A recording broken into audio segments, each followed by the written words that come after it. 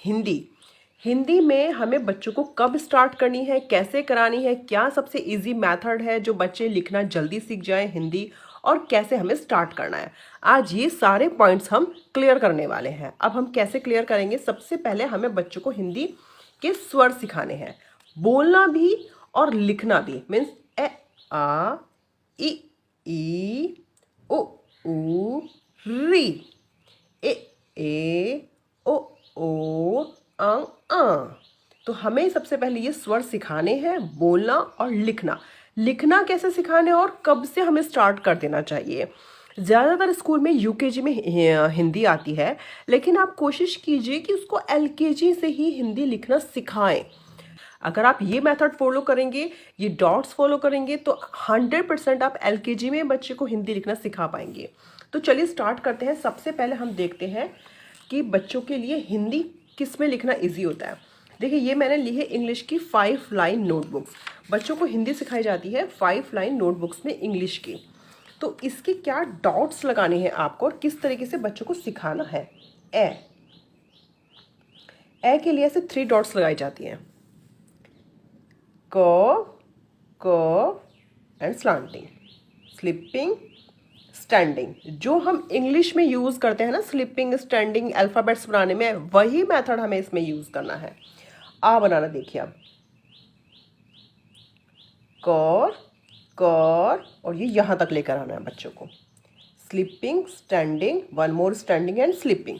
हमने देखा है ऊपर की रेड लाइन और नीचे की रेड लाइन हमने छोड़ दिए। इन जो बीच की 3 लाइन्स होती हैं, इसमें हम बच्चों को लिखना सिखाते हैं।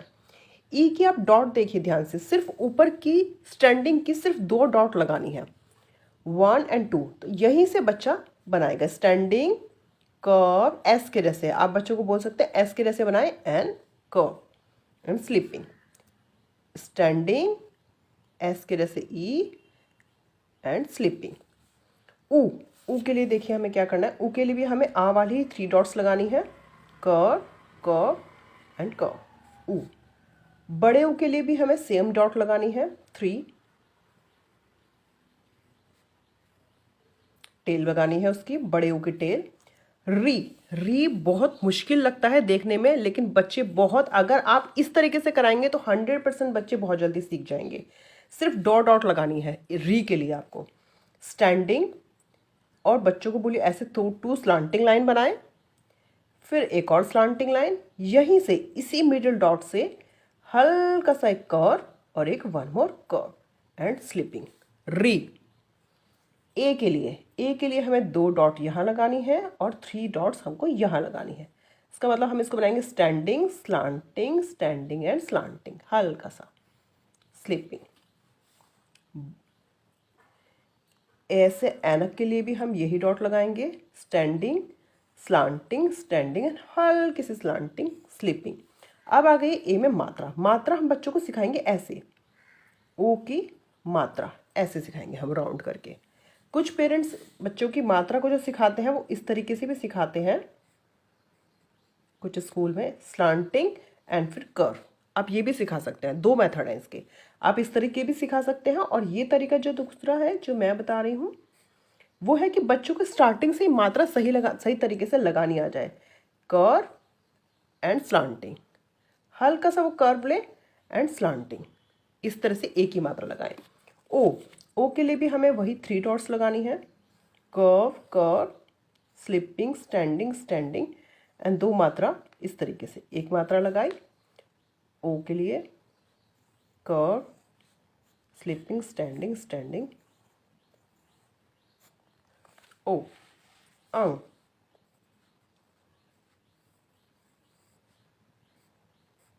स्लिपिंग एंड ऊपर एक dot, standing, sleeping and 2 dots. तो ये हमारे हिंदी के स्वर, जिसे हम इजीली बच्चों को एलकेजी से ही लिखना सिखा सकते हैं। इसमें हमने देखा है ए, आ, छोटी ई, बड़ी ई की कर्व हम रह गई, स्टैंडिंग, स्लिप, एस के जैसे एंड ऊपर कर्व। इस तरीके से हम बड़ी सिखाएंगे, बड़ी ई, ऊ, बड़ा ऊ, री एक बार और देख लीजिए किस तरीके से बनाना है हमें। सिर्फ standing line, standing, curve, curve, slanting and curve, one more curve and sleeping. री, ए, बड़ी ए, ओ अंग, एन ए।